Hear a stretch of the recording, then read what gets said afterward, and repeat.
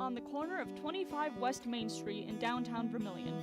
The spot, Winnie Mays, is proud to support programming on Coyote News. The spot, Winnie Mays, providing salon and spa services for men, women, and children. Coming up on Coyote News, you know the gas increase is coming. We'll tell you what it really means to you. Also, even more local businesses are offering discounts to USD students. Coyote News starts right now.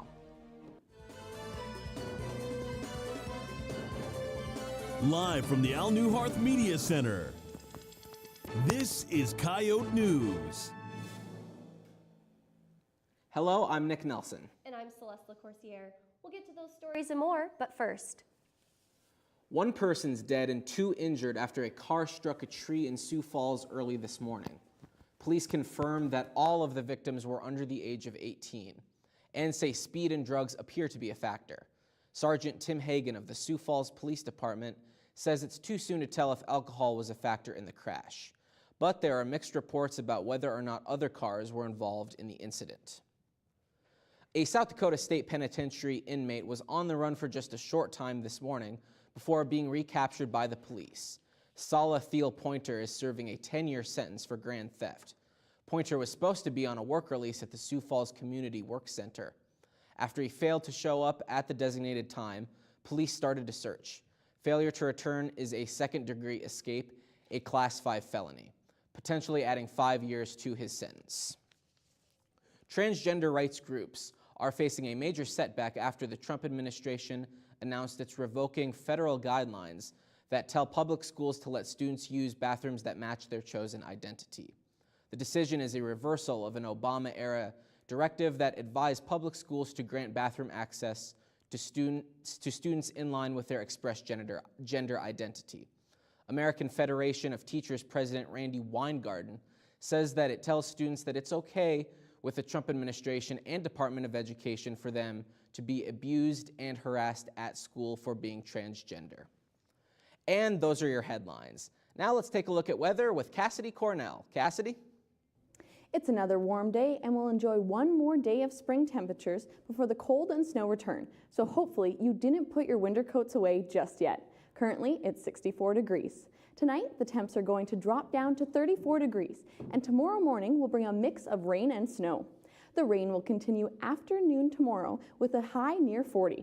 The rain turns to snow Thursday night. We can expect up to 4 inches of accumulation. The snow will continue through Friday night, and we may get up to 6 more inches before Saturday morning. For your weekend, the sun will return Saturday with a high of 29. The high of 32 on Sunday may melt some of that fresh snow. There's another chance of rain and snow early next week, but it's too early to know if we can expect anything big. And that's your Coyote weather. Astronomers have found at least 7 Earth-sized planets orbiting the same star 40 light years away. The findings were announced at a news conference at NASA headquarters in Washington today. These planets are all temperate, meaning they could have water on their surfaces and potentially support life. This is the first time so many planets of this kind have been found orbiting the same star. Researchers believe that one of the planets in particular is best suitable for supporting life. It's a bit cooler than the Earth, but could be suitable with the right atmosphere and enough greenhouse gases. Over the next decade, researchers hope to define the atmosphere of each planet, determine if they have liquid water on the surface, and search for signs of life. A House panel has tabled a bill that would have banned some second trimester abortions in South Dakota. The House Judiciary Committee voted 7-6 to sideline the bill. The measure would have banned a procedure known as dilation and extraction, and would have made performing them a felony except in medical emergencies. Bill sponsor Representative Isaac Latteral says he's looking to take the issue to a vote of the people. Latteral's amendment would have completely rewritten the bill, requiring an abortion facility or doctor performing an abortion to report yearly on how they could obey the informed consent provisions in South Dakota law. Students received an email from USD University Relations after a recent Valentine's Day video was removed from the USD Facebook page. The video appeared to mock same-sex relationships, and by the time the post was taken down, it had received over 5,000 views and an unknown number of shares. University Relations says that the images were hurtful and offensive to some members of the USD campus community. They've now extended their support in creating a healing process for all members of the community. Coming up, USD students volunteered their time over the holiday weekend. Find out more after the break. Your fire attack. Your fire attack. 1926.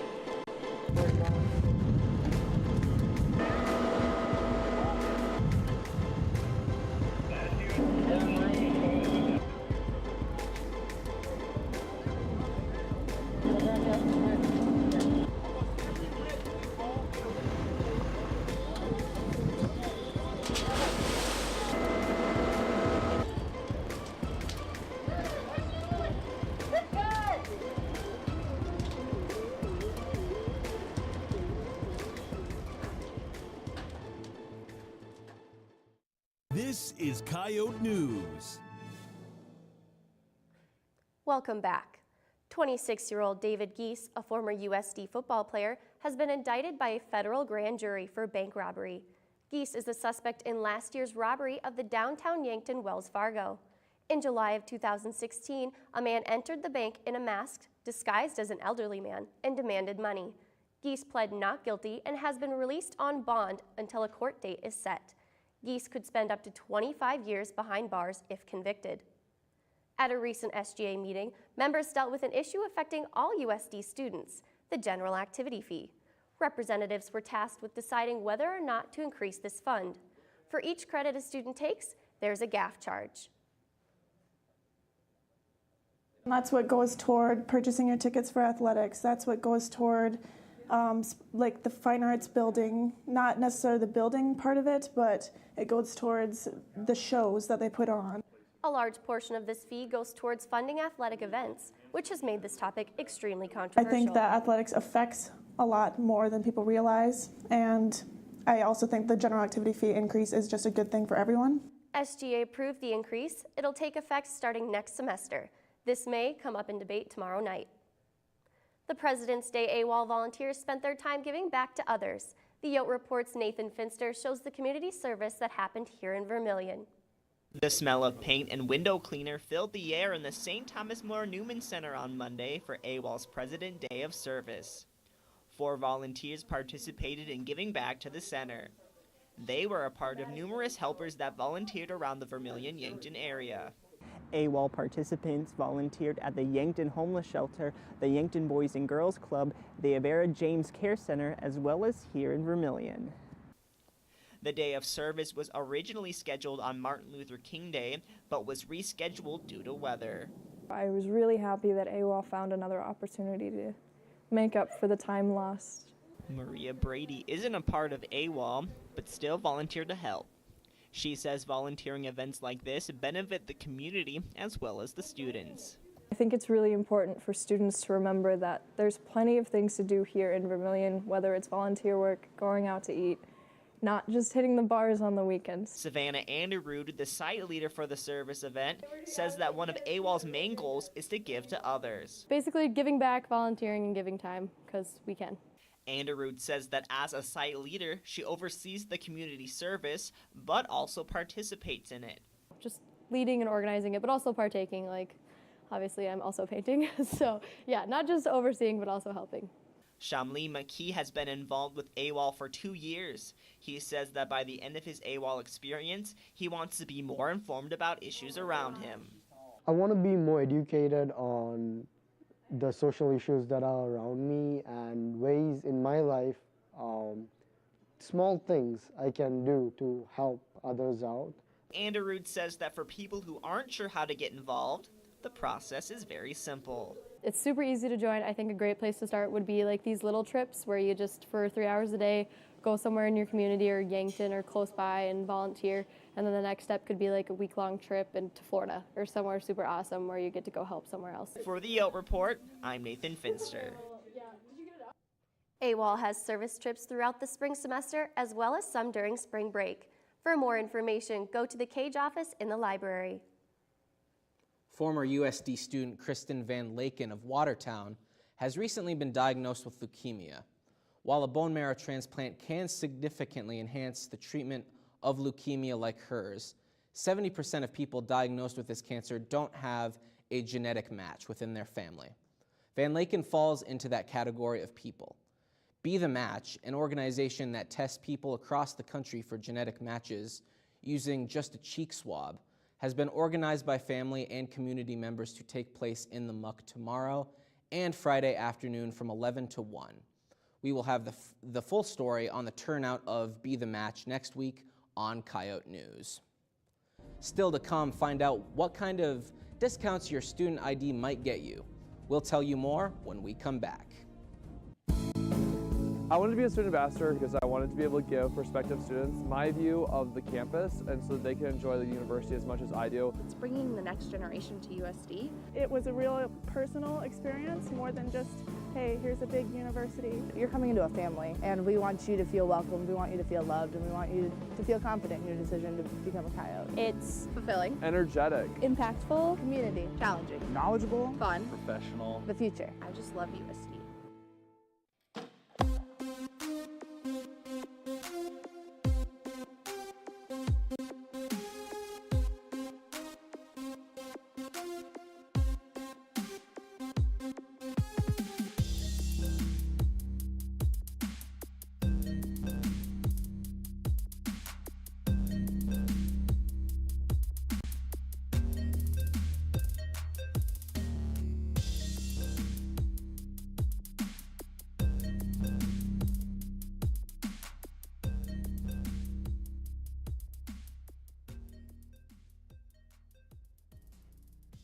This is Coyote News.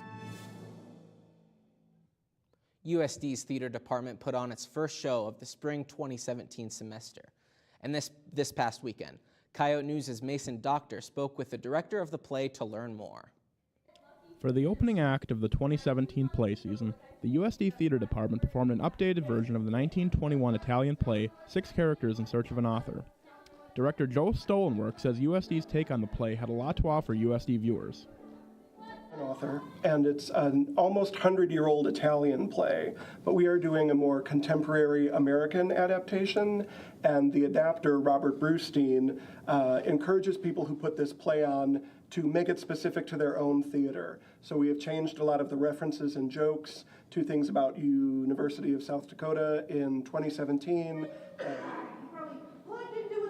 Listening to the game. How are those wonderful Yoties? The play centers around the theater department as it prepared for last fall's production of Jesus Christ Superstar. As the actors rehearse their lines, 6 other characters walk onto the set and demand that the performers stage a play about recent events in their lives.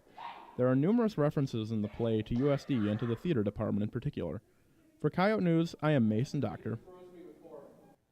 Director Joe Stolenwerk says many of the actors had a chance to write their own lines for this adaptation of the play, which he says was a good opportunity to not only practice acting, but writing and collaboration. There's a big library on campus, but what can it offer you? When you enter ID Weeks, you immediately see your options. On the left, students can get academic and career advising, technical help, and athletes have room to study and receive tutoring. To the right, students can find help preparing presentations, developing research strategies, and improving writing skills. You can even pick up a tax form and learn how to fill it out. For leisure, the library features local art exhibits and displays new and popular books for students to check out. Dean of Libraries Dan Daly says each school year, librarians hold in-library class sessions for students to learn how to find and evaluate information. Check with your professors to see if they have one scheduled. A local coffee shop downtown hosts its first annual Student Appreciation Week. Coyote News' Brandon Phrommany has more. It's been 1 month since the start of the spring semester at the University of South Dakota, and stress is already building up among students. That's why the Bean in downtown Vermilion decided to host Student Appreciation Week, offering different daily discounts and specials, including $1 off on all drinks and a chance to win a $10 gift card. I think we wanted to have more students see our space and provide them an opportunity to come in and just appreciate them. It's one of the most important constituents we have here, and customer base is in Vermilion. So we wanted to just provide a week to get them in the door and see what we're all about. The shop hosts a variety of events, including evening art classes and meetings for the local bicycle club. It also strives to be an environment where students can relax and study. Their coffee comes from local roasters and other places around the U.S. One of their favorites is a company in Louisville, Kentucky called Good Folks Coffee. The coffee shop shares the same space with the home decor and furniture store called the Iron Rooster, owned by Jesse Wilhelm. The business is opened in October of 2016. Wilhelm, being the owner of the building, agreed to let Leslie Garish run her coffee shop alongside her store, creating the atmosphere of an art gallery. The Bean plans on having this weekly special at least once a year. However, they're not the only business in Vermilion known to give students a break. Freedom Gas Station allows students to save 5 cents per gallon, and every Tuesday, students have the opportunity to save money on groceries at Hy-Vee. Our biggest discount for the students is every Tuesday. We do 5% off your total grocery order. The other really popular discount is our High Chai Night that we do every Wednesday from 4 to 7. We do all you can eat from our Chinese Express for just $5. For Coyote News, I'm Brandon Phrommany. Spectrum, USD's Gay-Straight Alliance, just returned from a convention for the LGBT+ community. Coyote News' Devin Martin is live in the muck with the president of Spectrum, Kate Kane, to talk about why they went. Devin? Thanks, Nick. Spectrum, the Gay-Straight Alliance on campus, recently went to Mimble Talk in Chicago. The convention is designed to educate members of the LGBTQ community and what's to come. I am designed by President of Spectrum, Nate Keene, to ask him some questions. So Nate, thank you for joining me today. Yeah, you're welcome. So Nate, this was the 25th anniversary of this event. Can you exactly explain to me what this convention is and what you learned from it? So the convention itself is basically an educational convention where students and colleagues from all around the Midwest can come and get education on broader topics and events that are happening within the LGBT community. And very nice. And what is exactly like one thing that you possibly learned from a workshop and that you went to? One thing that I learned basically is that there is more to gender identity and sexual identity than it seems. It really can't be defined, and there are many aspects that make up the whole spectrum. Awesome. And thank you very much for your time. Yeah, you're welcome. Spectrum is a group that is designed for members of the LGBTQ community and their allies. They meet every single Monday at 7 o'clock p.m. Live in the muck, I'm Devin Martin. Thanks, Devin. And this week's blog, Coyote Crystal does presidential trivia with students following the recent President's Day holiday. So do you know why we had school off on Monday? Well, if you don't, it was because of President's Day. So today on Coyote Crystal, I've decided I'm going to test your presidential knowledge. Come on.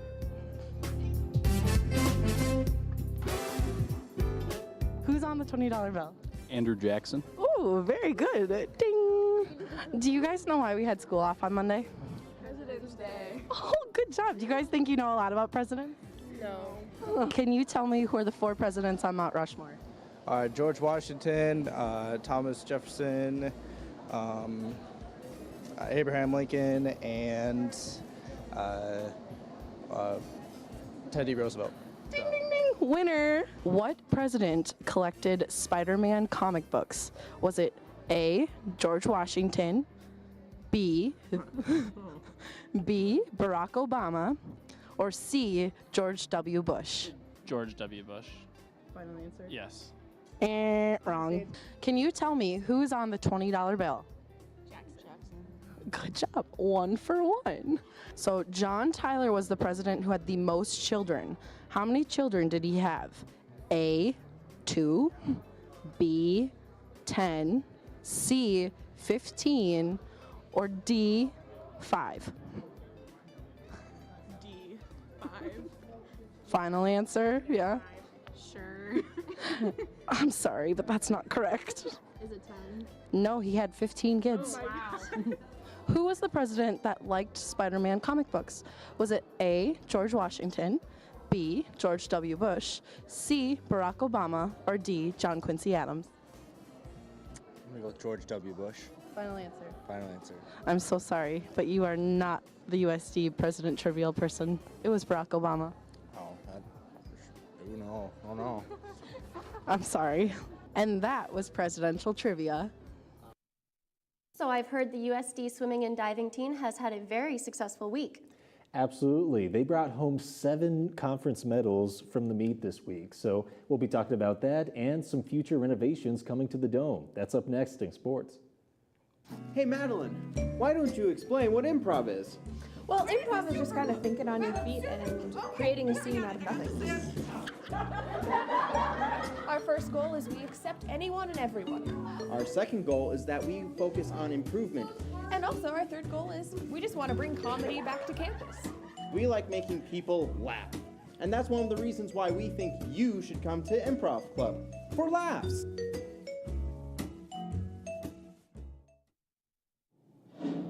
The Coyote Twin Theaters in downtown Vermilion, providing entertainment Tuesdays through Sundays. A proud supporter of USD student media. This is Coyote News. Hello, I'm Levi Goots. Tonight on Coyote Sports, USD Swimming and Diving had a very successful week at the conference meet, and we take a look at future dome renovations. But first, the headlines with Cassidy Cornell. Cassidy? The University of Mississippi says they are self-imposing a one-year bowl ban for the 2017 season. This comes after receiving an NCAA notice of allegations detailing 8 additional rules violations. The NCAA has now accused Ole Miss of 21 infractions by current or former coaches. Senior center Abigail Fogg has been named the Summit League Women's Basketball Player of the Week after leading the Coyotes to a pair of victories over the weekend. This is the first award of Fogg's career.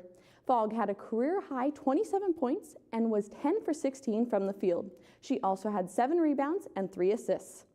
The Coyotes are on the road for their final 2 games of the season. Tonight, the Yotes are in Indianapolis to play IUPUI and will take on Western Illinois on Saturday. A pair of wins would give the Coyotes the regular season title and the #1 seed for the Summit League tournament. The men are also vying for first place. They travel to Western Illinois tomorrow night and IUPUI on Saturday. And those are your headlines. The women's softball team played 2 of their 5 games in Arizona before being rained out this weekend. The Coyotes lost to Missouri 11-7. The Yotes led by a score of 4-3 through 4 innings. For their second game of the tournament, the Yotes took down 2016 NCAA tournament team Wichita State 3-2. Freshman pitcher Allie Wiegand earned her second win of the season and had 3 hits. Junior Emily Winkler hit her first collegiate home run with a 2-run blast in the 4th inning. The Yotes traveled to California for the Santa Clara tournament this weekend.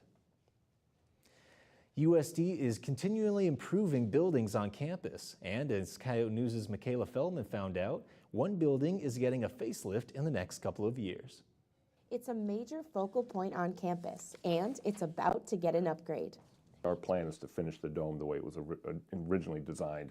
The Dakota Dome, which was originally built in 1979, has had some past improvements, but a major renovation is now in the works. David Herbster is the athletic director at USD. He says the estimated $30 million renovation will change both the look and feel of the dome. The original design had permanent seating on both sides.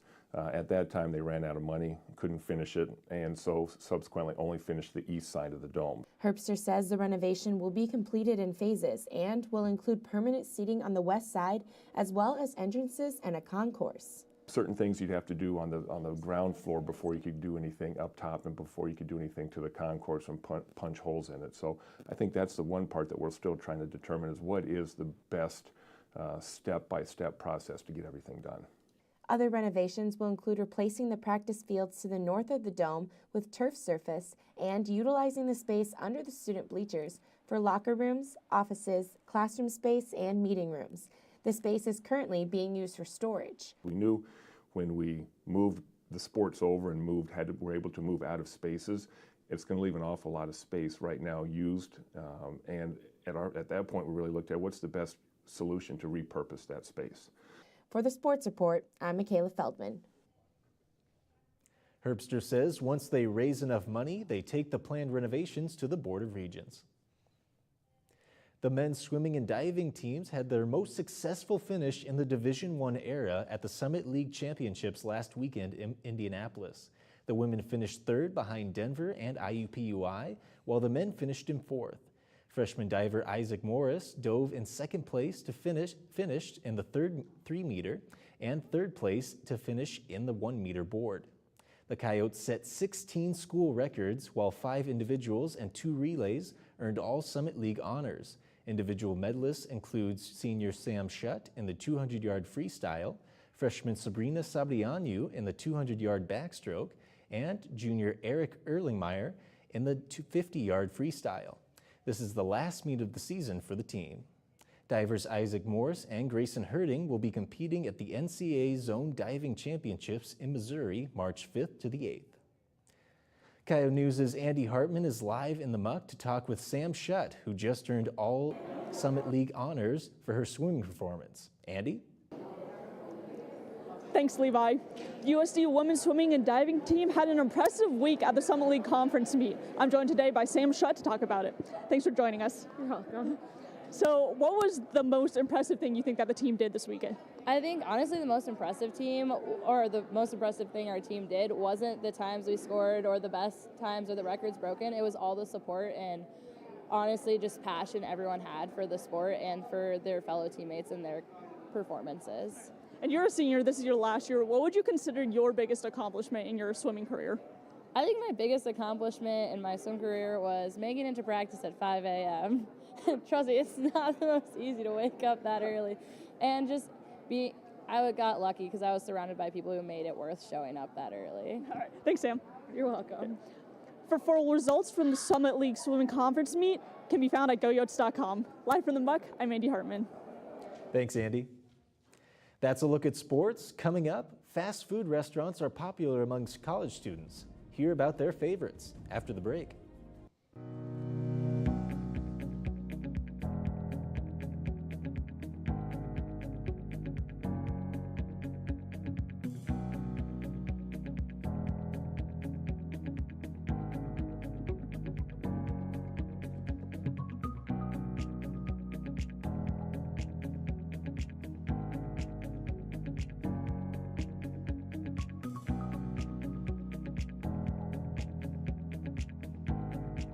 This is Coyote News.